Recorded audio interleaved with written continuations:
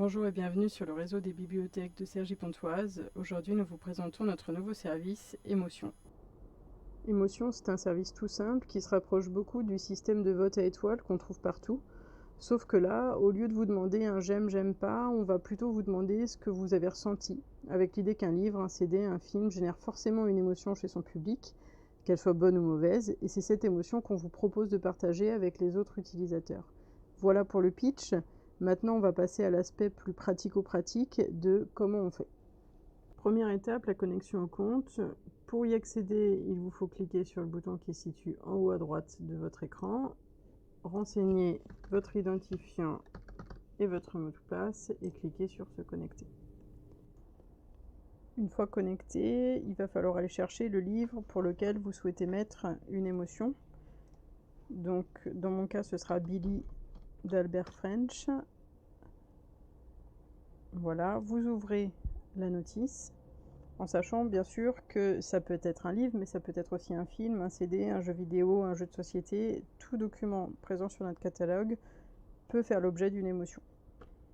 Une fois sur la notice, il ne vous reste plus qu'à choisir l'émotion qui correspond à votre ressenti. Donc pour ce faire, il suffit de cliquer sur la petite tête sous-titrée « Donner son sentiment » et de choisir parmi les 6 émotions qui ont été sélectionnées et qui correspondent aux 6 grandes émotions humaines telles qu'elles sont catégorisées souvent par les psychologues. Donc la première, la surprise, abasourdie, la seconde, la joie, enthousiaste, ensuite la peur, flippée, la tristesse, inconsolable, le dégoût, nauséeux, et enfin la colère, saoulée. Vous choisissez parmi ces 6, dans mon cas ce sera la colère, et vous allez voir apparaître l'icône juste à droite avec un chiffre qui va correspondre au nombre de gens qui ont voté comme vous. Donc s'il y avait déjà eu de la colère, ce chiffre aurait simplement changé. Vous avez la possibilité de rajouter une autre émotion, en fait autant que vous voulez, puisqu'on ne voulait pas vous restreindre sur le sujet avec l'idée qu'un document peut générer plein d'émotions différentes, voire contradictoires. Dans mon cas, je vais effectivement en ajouter une deuxième, ce sera la tristesse, parce que ce livre m'a rendu extrêmement triste. Et voilà, dans mon cas, c'est terminé, je m'arrête là. J'ai déposé 2 émotions sur Billy de Albert French.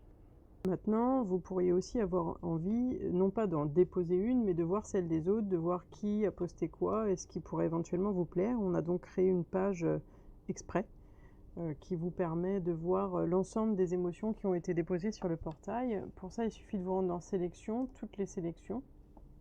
Vous allez voir sur cette page les 2 dernières émotions postées, donc Billy qu'on vient de faire ensemble et l'usage du monde qui était la dernière avant. Vous cliquez sur voir plus d'émotions.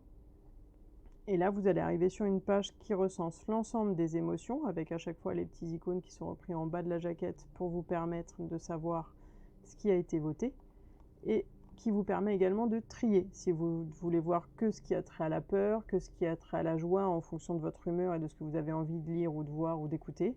Vous pouvez fonctionner de cette manière-là. Vous cliquez, vous faites apparaître uniquement les documents en question.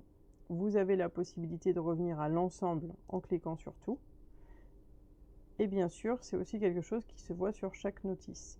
Si vous saisissez l'usage du monde, vous allez pouvoir voir sur la notice apparaître les 2 icônes qui sont présentes. Les 6, il y en a 6 bien évidemment.